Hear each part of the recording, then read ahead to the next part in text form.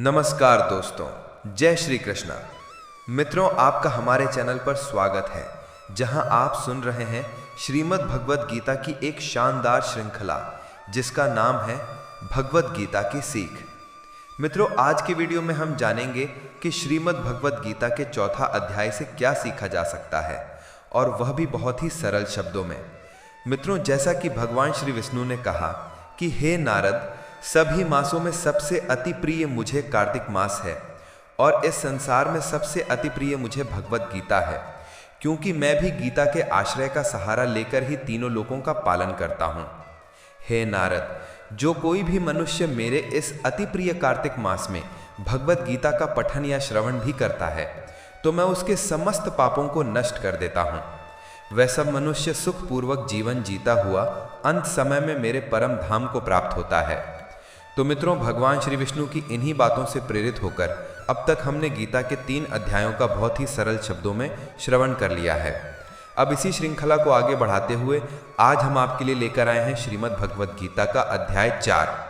जो भी मित्र गीता के पहले 3 अध्यायों का श्रवण नहीं कर पाए हैं, वह डिस्क्रिप्शन में दिए हुए लिंक पर क्लिक कर वीडियो देख सकते हैं।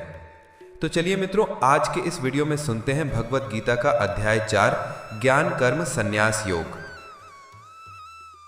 श्री भगवान बोले, मैंने इस अविनाशी योग को सूर्य से कहा था। सूर्य ने अपने पुत्र वैवस्वत मनु से कहा, और मनु ने अपने पुत्र राजा लिक्ष्वांकु से कहा।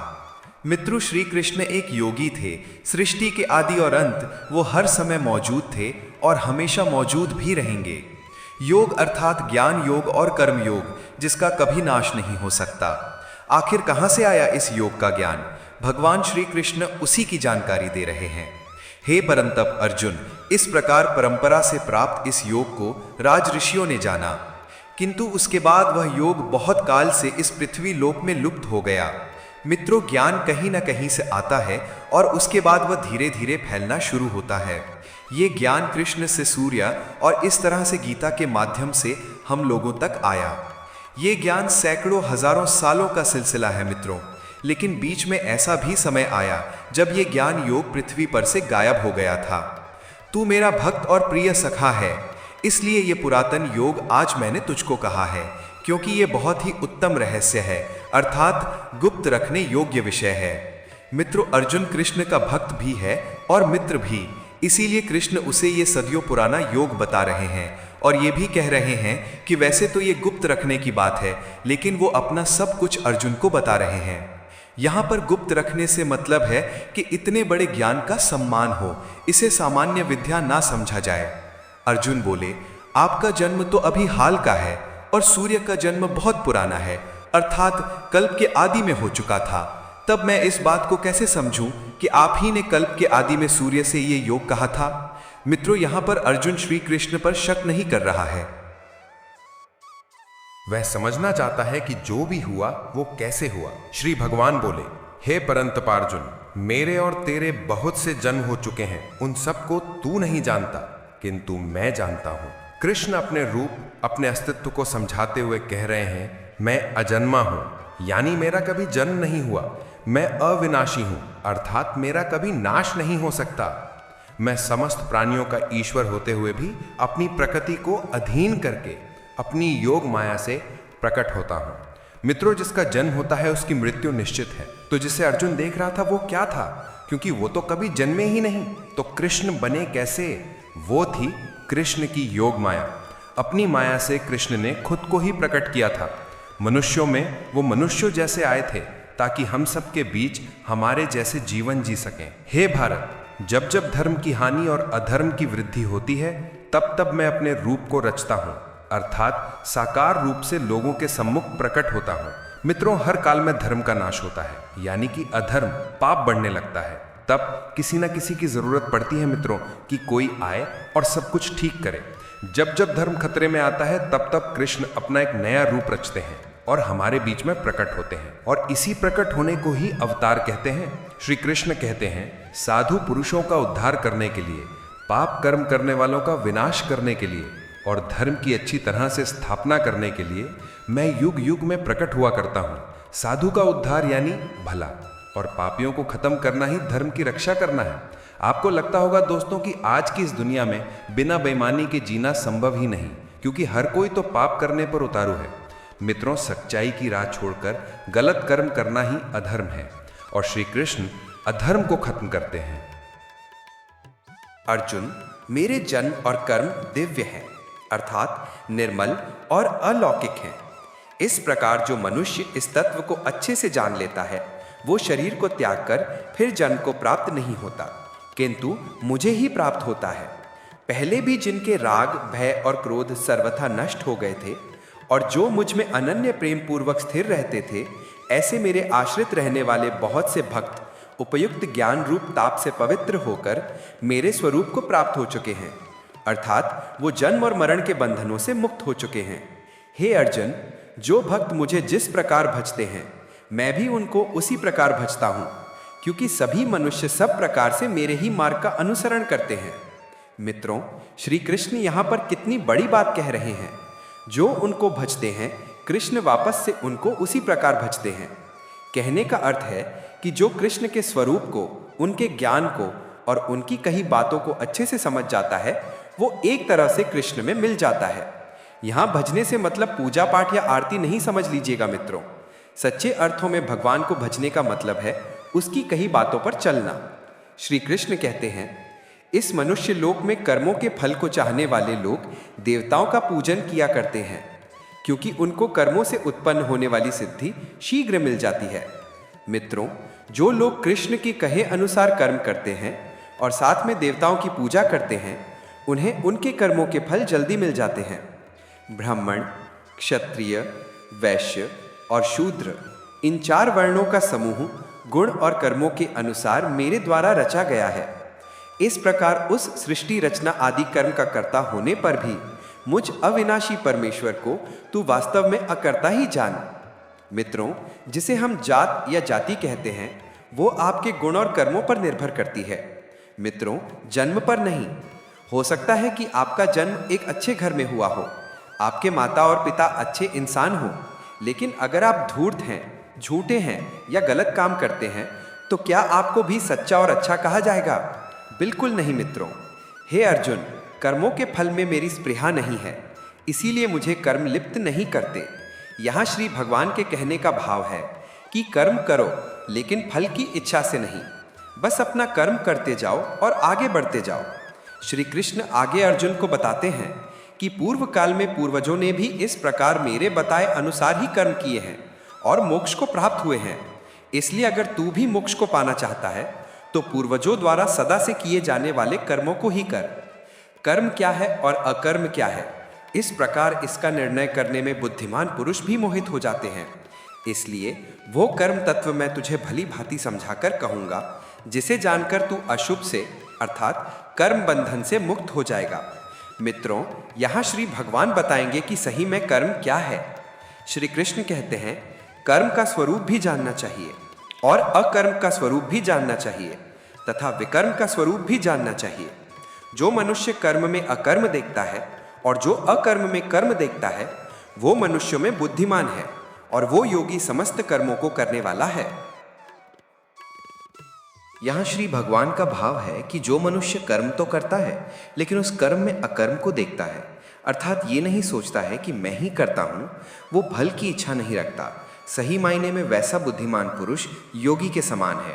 कृष्ण कर्म को आगे समझाते हुए कहते हैं कि हे अर्जुन, जिसके संपूर्ण कर्म बिना कामना और संकल्प के होते हैं तथा जिसके समस्त कर्म ज्ञान रूप अग्नि के द्वारा भस्म हो गए हैं, अर्थात जो कर्मों के बंधन से मुक्त हो चुके हैं, जिन्हें परमात्मा की प्राप्ति हो गई है, उस महापुरुष को ज्ञानी जन भी पंडित कहते हैं। दोस्तों, सीधी भाषा में इसे ऐसा समझिए कि कर्म करना है और उसे भूल जाना है, लेकिन कौन सा कर्म? शास्त्र विहित कर्म, अर्थात जिस कर्म को शास्त्र ठीक बताएं, जिसमें धर्म का पालन हो, जिसमें आपका कर्तव्य समाहित हो। जो पुरुष समस्त कर्मों में और उनके फल में आसक्ति का सर्वथा त्याग करके संसार के आश्रय से रहित हो गया है और परमात्मा में नित्य तृप्त है, उसके लिए भगवान की भक्ति के अलावा और कोई कर्म नहीं रह जाता है, अर्थात वो कर्म करते हुए भी वास्तव में कुछ भी नहीं करता। जिसने अपने मन और इंद्रियों को जीत लिया है और जिसने समस्त भोगों की सामग्री का परित्याग कर दिया है, ऐसा आशा रहित पुरुष केवल शरीर संबंधी कर्म करता हुआ भी पापों को नहीं प्राप्त होता है। जिसको बिना मांगे जो मिले उसी में संतुष्ट रहता है, जो ना किसी से ईर्ष्या करता है और ना द्वेष, जो सुख दुख को एक समान भाव से देखता है, ऐसा मनुष्य कर्मयोगी कहलाता है। कर्मयोगी की परिभाषा को समझाते हुए श्री कृष्ण बता रहे हैं कि योगी को जो भी बिना इच्छा के मिल जाता है वो उसी में संतुष्ट रहता है, जो किसी से जलन नहीं रखता कि उसके पास मुझसे ज्यादा पैसा या जमीन जायदाद है, जो हार या जीत, सुख और दुख इन सब में एक जैसा महसूस करता है, वही असली कर्मयोगी है। जिसकी आसक्ति सर्वथा नष्ट हो गई है, जो अपने देह पे अभिमान नहीं करता और जो ममता से रहित हो गया है, जिसका चित्त निरंतर परमात्मा के ज्ञान में स्थित रहता है, वैसा कर्मयोगी अपना कर्म यज्ञ की तरह करता है और मोक्ष को प्राप्त होता है। जो अपना सब कुछ परमात्मा को अर्पित कर देता है, जिसके लिए परमात्मा ही सब कुछ है, जो अपने हर कर्म में परमात्मा को देखता है और हर कर्म परमात्मा के लिए करता है, वैसा कर्मयोगी मोक्ष का अधिकारी होता है।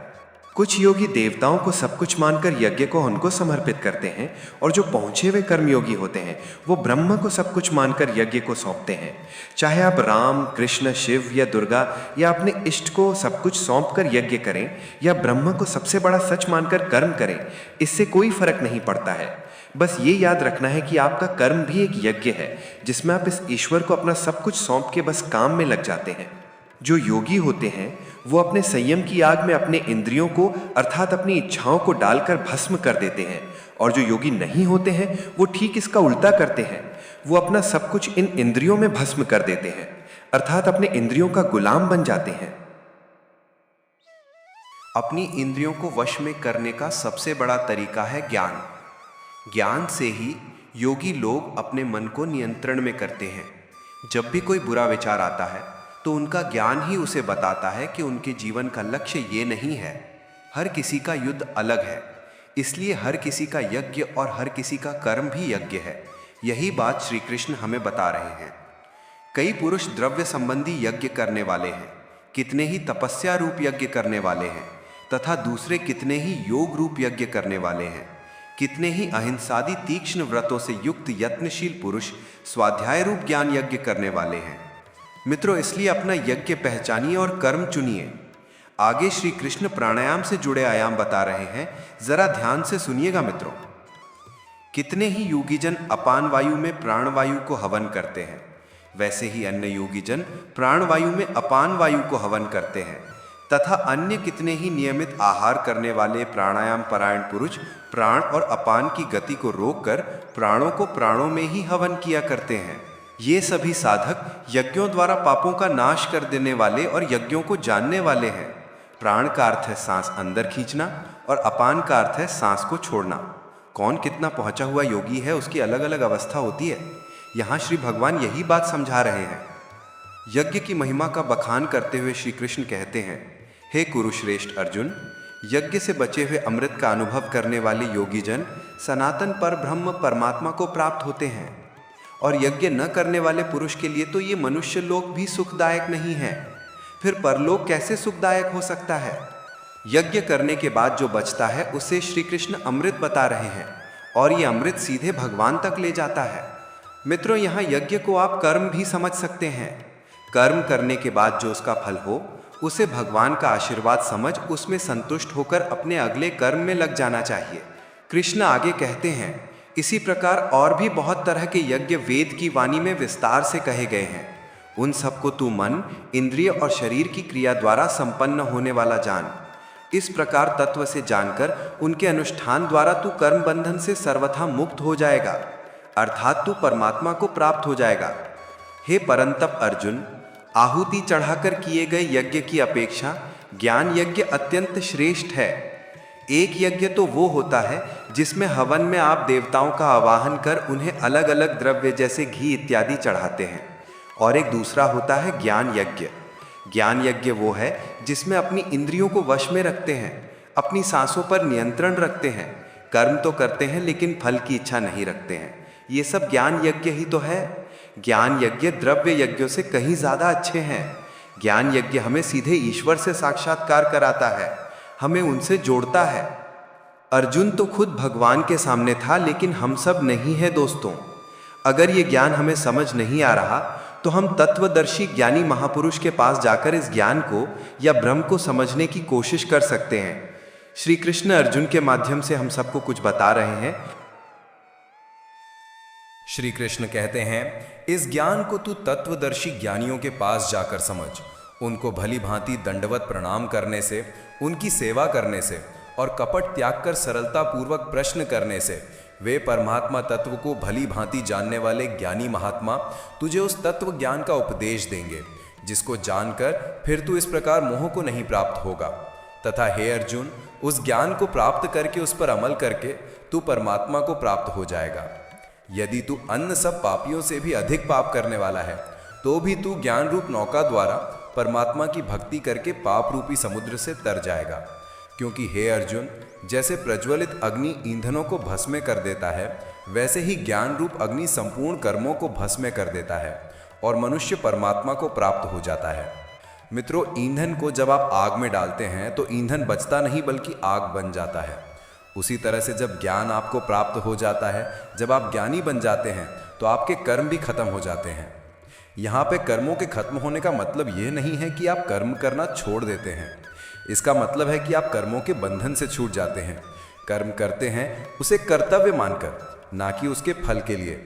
यही तो ज्ञान है जिसे हम सबको जानना चाहिए। इस संसार में ज्ञान के समान पवित्र करने वाला निसंदेह कुछ भी नहीं है। उस ज्ञान को कितने ही काल से कर्मयोग के द्वारा मनुष्य अपनी मृत्यु के पश्चात अगले जन्म में अपने आप ही आत्मा में पा लेता है और वह मनुष्य फिर से कर्मयोग में लग जाता है। अर्थात ज्ञान कभी नष्ट नहीं होता है। जिसने अपनी इंद्रियों को जीत लिया है वह मनुष्य ज्ञान को प्राप्त होता है और भगवान की प्राप्ति कर परम शांति को प्राप्त हो जाता है। विवेकहीन और श्रद्धा रहित और संचय युक्त मनुष्य इस ज्ञान को कभी प्राप्त नहीं कर पाता है। ऐसे संचय युक्त मनुष्य के लिए ना यह लोक है, ना परलोक है और ना ही सुख है। हे धनंजय, जिसने कर्म योगी की विधि से समस्त कर्मों को परमात्मा में अर्पण कर दिया है और जिसने विवेक द्वारा समस्त संशयों का नाश कर दिया है, ऐसे मन को वश में किए हुए पुरुष को कर्म नहीं बांधते और वो सीधे परमात्मा को प्राप्त होते हैं। इसलिए हे भरतवंशी अर्जुन, तू हृदय में स्थित इस अज्ञान जनित अपने संशय का विवेक ज्ञान रूप तलवार द्वारा छेदन करके समत्व रूप कर्म योग में स्थित हो जा और युद्ध के लिए तैयार हो जा। इस प्रकार उपनिषद, ब्रह्म विद्या तथा योग शास्त्र रूप श्रीमद् भगवद गीता के श्री कृष्ण अर्जुन संवाद में दिव्य ज्ञान योग नाम का चौथा अध्याय संपूर्ण हुआ। दोस्तों, वीडियो को एक लाइक ज़रूर करें और अपने दोस्तों के साथ शेयर करें। चैनल को सब्सक्राइब करना ना भूलें ताकि आपको हमारे नए वीडियो की नोटिफिकेशन मिलती रहे। वीडियो देखने के लिए आपका धन्यवाद। जय श्री कृष्ण।